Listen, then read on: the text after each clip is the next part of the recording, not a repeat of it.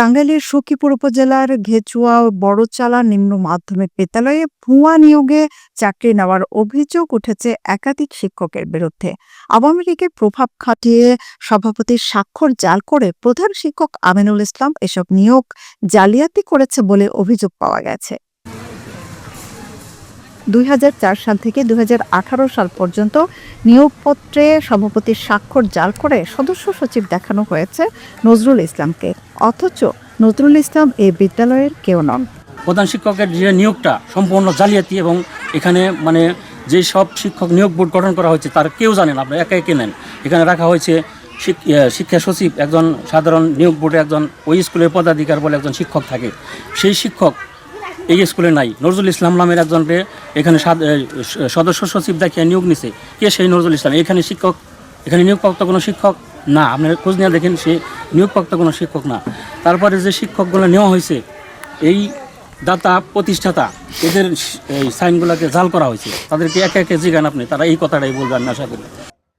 আমি সভাপতি ছিলাম ঠিক, কিন্তু এই সব নিয়োগ প্রক্রিয়ার ব্যাপারে আমি কিছুই জানি না। স্বাক্ষরগুলো আমার না, আর স্বাক্ষরগুলো জালিয়াতি করে বর্তমান প্রধান শিক্ষক এই কাজ করছে।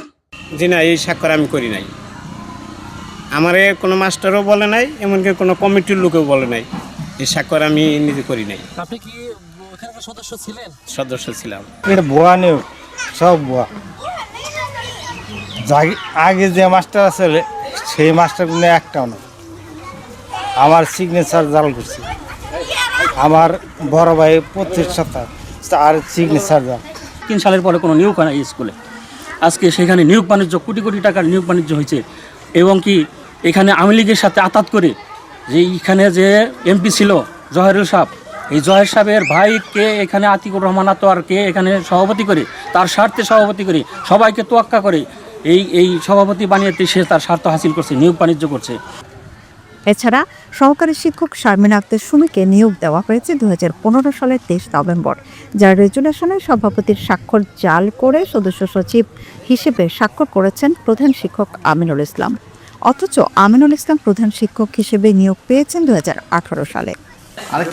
আরেকজনের কাছ থেকে আপনি 2 লক্ষ টাকা লেনদেন করছিলেন, সেটা একটা চেয়ারম্যান সাহেব একটা দিয়ে দিছে। ওগুলা ভুয়া। আমি তাদের টাকা পয়সা যাই কিছু তার মধ্যে ব্যবসায়িকভাবে যদি লেনদেন হয়ে থাকে তারা সেটা দিয়ে দিচ্ছে। না, এটা তো ভাই আপনি কিন্তু যেখানে একটা চেয়ারম্যান কিন্তু একটাই আসছে, ওনারা তারা মিথ্যা কিছু নানান কিছু বানাইতে পারে।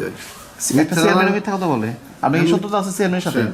মিথ্যা নানান কিছুই বলতে পারে, কিন্তু চেয়ারম্যানের সাথে কি আপনার সাথে কোনো ডিপেন্ডেন্ট কোনো সত্যতা আছে কিনা? আমার সত্যতা। তাহলে যে চেয়ারম্যান সাহেব একটা প্রতিবেদন দাখিল করলো, সে কিভাবে করলো? প্রতিবেদন দাখিল দিয়েছে আপনার কাছে, যে যিনি টাকা পাইতো সে ওই টাকাটা আপনাকে দেওয়ার জন্য একটা প্রতিবেদন দাখিল করছে। এ বিষয়ে সখীপুর উপজেলা শিক্ষা অফিসারের সাথে কথা বললে তিনি জানান, এ ব্যাপারে তিনি অবগত নন, তবে এসব অভিযোগ প্রমাণিত হলে ব্যবস্থা নেওয়া হবে।